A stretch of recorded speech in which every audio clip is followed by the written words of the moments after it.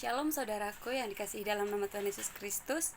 Khotbah yang menyapa kita pada hari ini terkutip dari Matius 6 ayat 25 sampai 34.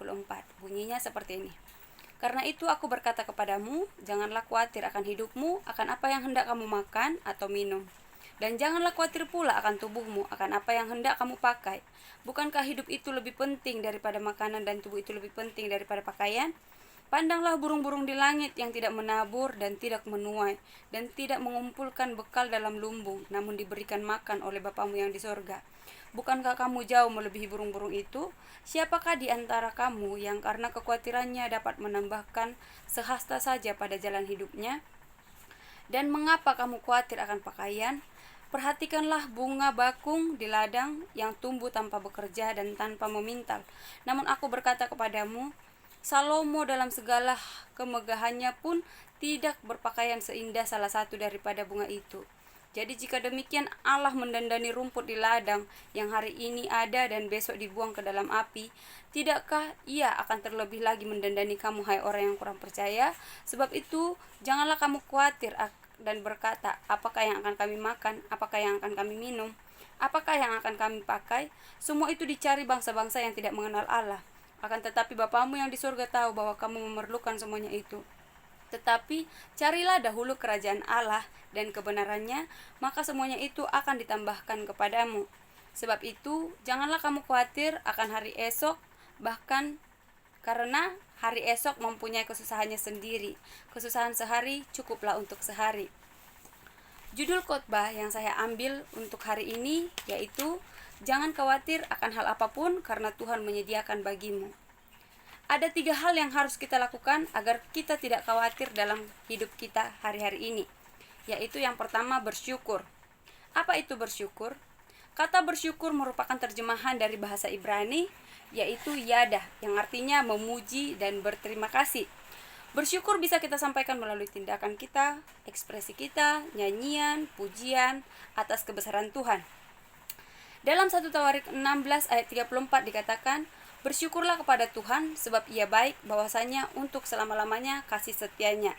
Nah, dalam ayat ini kita diajarkan untuk mengucapkan syukur kita, untuk bersyukur kepada Tuhan atas kebaikannya. Kita bersyukur melalui tindakan kita. Mungkin kita memuji Tuhan, menyembah Tuhan, seperti itu ya saudaraku. Dalam Mazmur 118 ayat 21 juga dikatakan,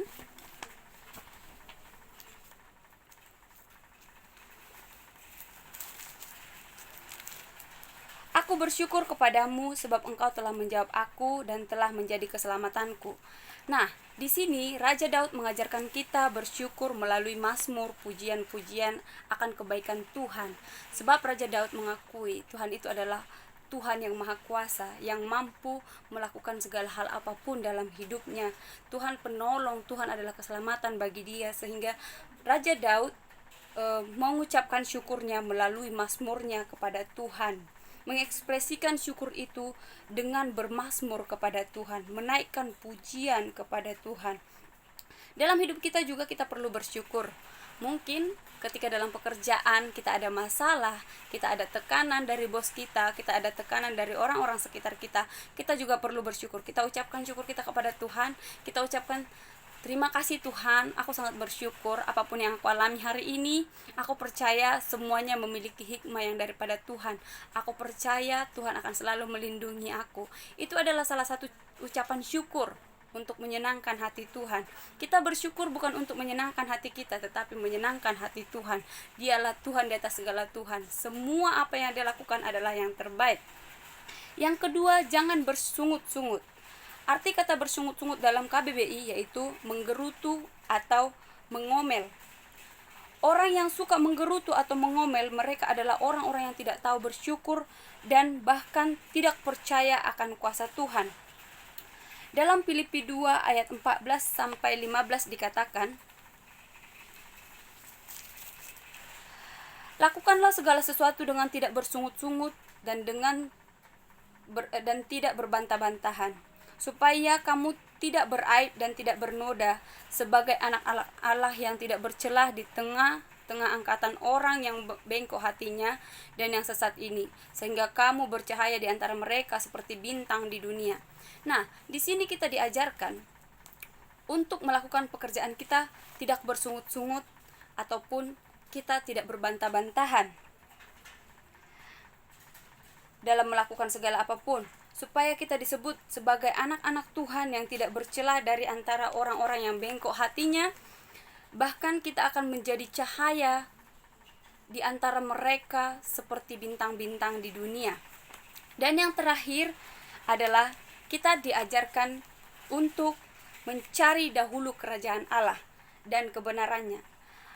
Artinya kita harus mencari keselamatan yang diisyaratkan kerajaan Allah, karena jauh lebih berharga daripada kekayaan duniawi. Bukan berarti kita tidak bisa melakukan pekerjaan-pekerjaan di dunia, ya saudaraku. Tetapi di sini kita diajarkan untuk menguasai pekerjaan Allah sebagai prioritas dalam hidup kita. Mencari keselamatan Tuhan, taat akan perintah Tuhan seperti itu, membagikan kabar gembira tentang keselamatan kepada orang-orang di sekitar kita, supaya kita sebagai anak Tuhan, Tuhan akan menjaga dan meluruskan urusan kita sebagaimana yang Tuhan telah janjikan bagi kita. Nah, kesimpulan yang saya dapatkan adalah jadilah anak Tuhan yang selalu bersyukur dan tidak khawatir akan apapun juga. Di sini saya mengajak saudara-saudaraku untuk tetap bersyukur dan jangan khawatir akan hal apapun di dunia ini. Semangat dan Tuhan Yesus memberkati.